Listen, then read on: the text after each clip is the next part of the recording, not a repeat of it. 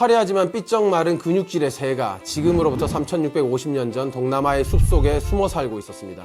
화려한 깃털과 큼지막한 볕, 그리고 새답지 않은 웅장한 발성으로 유명했죠. 이렇게 말이죠. 그러던 신석기 시대의 어느 날, 인류의 역사의 한 획을 긋는 거대한 혁명이 일어났고, 이 일을 숲속에서 가만히 지켜보던 이 동남아의 야생 닭은 이렇게 생각했습니다. 인간이랑 어울려 지내도 재밌겠는걸? 지금은 치느님의 까마득한 조상이 된 그 닭은 몰랐겠죠. 자기 후손들이 한 해 개체수 700억 마리, 지구상 최대 규모의 동물 집단이 된다는 사실을요. 그리고 거의 전부가 한 달 반만 살고 인간의 입으로 들어가게 될 거라는 사실도요.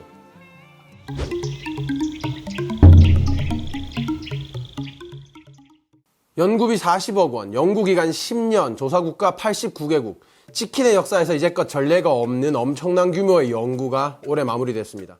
영국 예술 및 인문학 연구위원회의 후원을 받은 영국과 유럽의 치킨 연구자들은 언제 어디서 대체 왜 닭이 인간과 어울려 살기 시작했는지를 추적했습니다. 그리고 인간과 닭이 처음 함께 살아가기로 했을 때 둘은 서로 어떤 사이였는지, 애초부터 잡아먹고 먹히는 관계였는지도 깊이 파고들었죠. 지금부터는 이해를 돕기 위해서 길들여지지 않은 닭은 야생닭, 가축화된 닭은 치킨이라고 부르겠습니다. 사실 치킨 연구자들에게는 아주 오래전부터 내려오는 전설과 같은 논문이 있습니다. 1988년 쓰인 이 논문은 치킨계에 아주 큰 영향력을 발휘했는데 거기에 치킨의 기원에 대한 내용이 담겨있기 때문이죠. 기원전 6000년 동남아의 어느 곳에서 야생닭이 길들여져 치킨이 됐으며 이후 매우 빠르게 유럽으로 확산됐다는 것입니다. 한국과 일본으로 치킨이 전해진 건 그로부터 6000년이 지난 뒤라고 했죠. 왜 치킨은 유럽에는 그렇게 빨리 건너갔으면서 한국에 오는 데는 그렇게 오래 걸린 걸까요? 지리적으로도 훨씬 가까운데 말이죠. 이렇게 의문점이 한둘이 아니었기에 치킨 연구자들은 이 논문을 꼼꼼히 살펴봤습니다.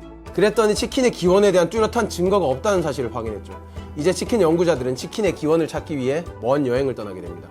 세계 89개국 600개가 넘는 선사시대 유적지에서 나온 닭뼈 화석을 다 뒤졌고 방사성 탄소연대 측정을 했으며 고대 문헌에 기록된 닭의 흔적을 샅샅이 살폈습니다.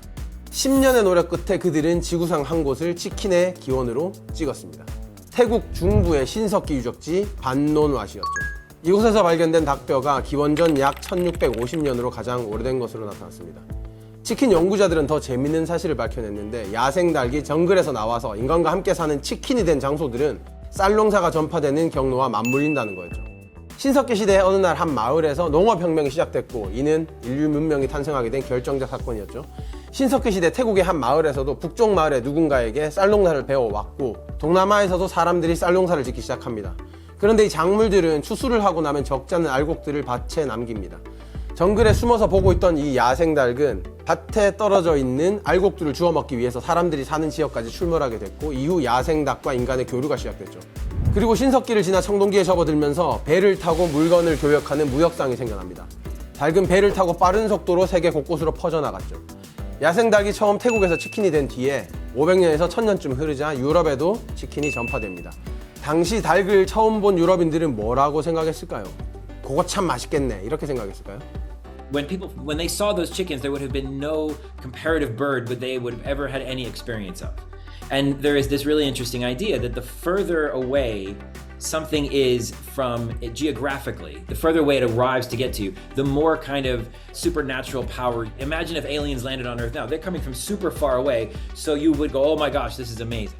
This is something we've never seen before. It's coming from a million miles away. It's got all these amazing colors on it. Everything in Europe, somebody was saying, is all brown, right? Nothing, there's no animals that have any color in them.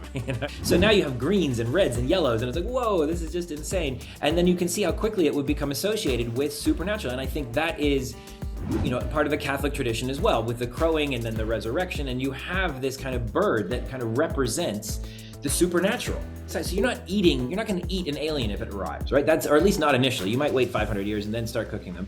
이렇게 닭은 유럽에 처음 소개된 지 수백 년이 넘게 흐른 뒤에야 식재료로 인식되기 시작합니다. 닭을 먹기 시작한 뒤에도 닭은 사람들에게 여전히 경외심을 불러일으켰죠. 누군가 죽으면 아무 닭이 아니라 자기가 기르던 닭을 함께 묻기도 했습니다. 먹으려고 기른 게 아니라 마치 우리가 개나 고양이를 기르듯이 길렀단 말이죠. 아마 닭이 유럽에 처음 들어간 뒤 몇백 년 동안은 지금 거리에 비둘기나 고양이가 돌아다니듯이 닭이 그렇게 돌아다녔을 겁니다. 그냥 사람들과 어울려 사는 동물이었던 거죠. 우리가 비둘기나 고양이를 먹지 않듯이 닭을 먹지 않는 거고요.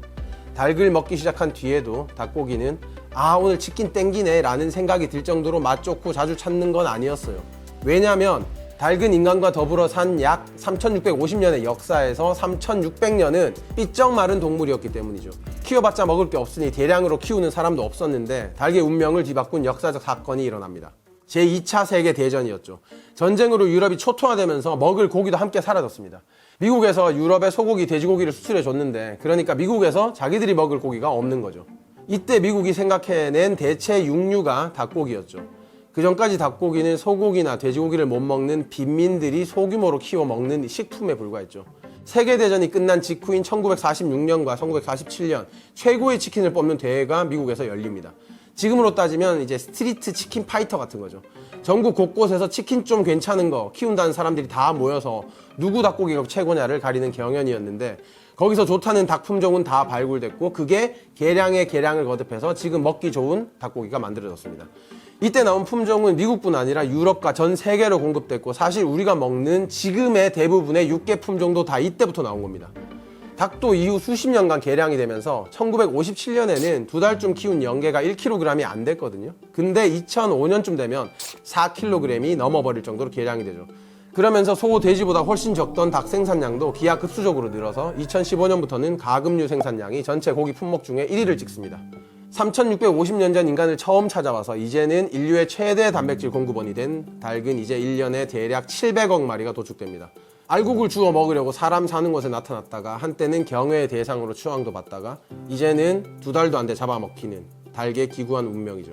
You know, I'm sure that they were appreciated and that they were looked upon and recognized by the people who were living in the areas where those animals were living as well. And I think the most recent iteration of us eating chickens on this industrial scale is just the most recent thing, the most recent twist in that relationship story that started 3,500 years ago. You start to see all the different twists and turns and ways in which people either appreciate or denigrate or revere or consume or, you know, eggs and meat and feathers and selection and all kinds of stuff. And there's just this huge range of ways in which people and chickens have kind of, for lack of a better phrase, kind of manipulated each other or gotten along in one way or another, and just trying to unpick that and tell that entire story, I think is worthwhile doing because it gives us an appreciation for the roles, the increasingly important now and historically very important role that chickens have played in the cultural and biological evolution of people.